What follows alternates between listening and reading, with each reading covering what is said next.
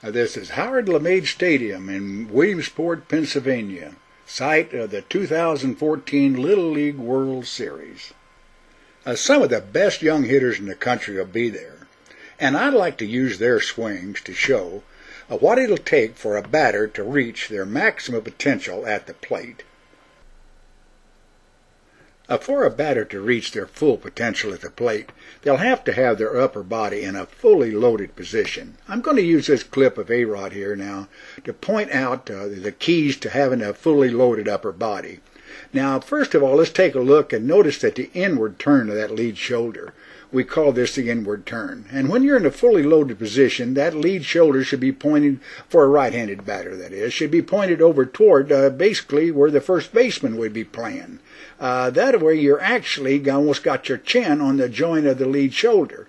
Now that is the inward turn. Now when you're inward turn that far, notice that the hands would appear almost behind your head back here. Notice right here, you can see that at A-Rod he has the hands just showing. Now another thing that you'll also notice is that the back shoulder here, the back elbow, will be protruded back about to the position we see here. This is what you see in a fully loaded upper body. Notice the similarities between A-Rod's launch position and the young hitter from Las Vegas on the right. This boy hit 5 home runs, has over 20 RBIs so far in the Little League World Series. However, this is not the launch position we see in many of the young hitters today.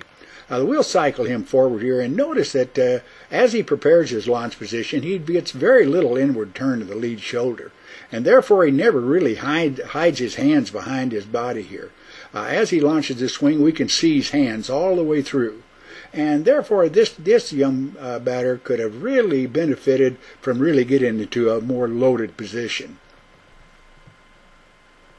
This young hitter from New Mexico fairly well represents what we see in the loaded position of most of the batters that hit home runs in the Little League World Series. Notice the inward turn of the lead shoulder and how he's hidden the hands back behind his body, and of course then we can see the lead elbow. I want to point out one more thing as we watch his swing. When you start off with the back elbow here, notice how as you come around it keeps the back elbow rotating with the back hip, and therefore you wind up in a very powerful contact position. Real good swing, young man. Here's the launch position of another young hitter hitting a home run in the World Series. Notice once again the inward turn of the lead shoulder, the hands are well hidden, and of course the back elbow is back behind. And also notice as he rotates, that back elbow stays back at the back hip and then rotates with the body to contact. Very good mechanics. Here's another little guy that competes with the big guys. This is 5'9", 175-pound Dustin Pedroia.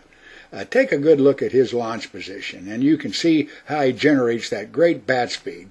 He can actually compete with guys that are weighing in the 230-pound class, and all because he has these fantastic mechanics. Back it up, there's his launch position again. Notice how that elbow doesn't swing down underneath, it swings around. And this really allows him to generate a lot of power.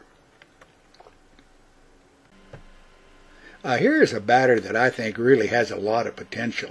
I really like the way that he accelerates his bat head rearward as he starts his swing. Here at Bat Speed we refer to that as THT, the rearward acceleration of the bat. However, notice that he never really gets into the loaded position here. You can see the hands all the way through. And therefore I'd really like to see what he could do from a really loaded position. I'll use this young hitter to point out that there's no way for a batter to reach their potential at the plate from a launch position like this. In other words, he never got an inward turn, he never brought the hands back, and no matter what he does from this point, there is no way to generate the power and bat speed for him to reach his potential at the plate. In closing, I would suggest that all you young hitters practice getting into the loaded position that we see here.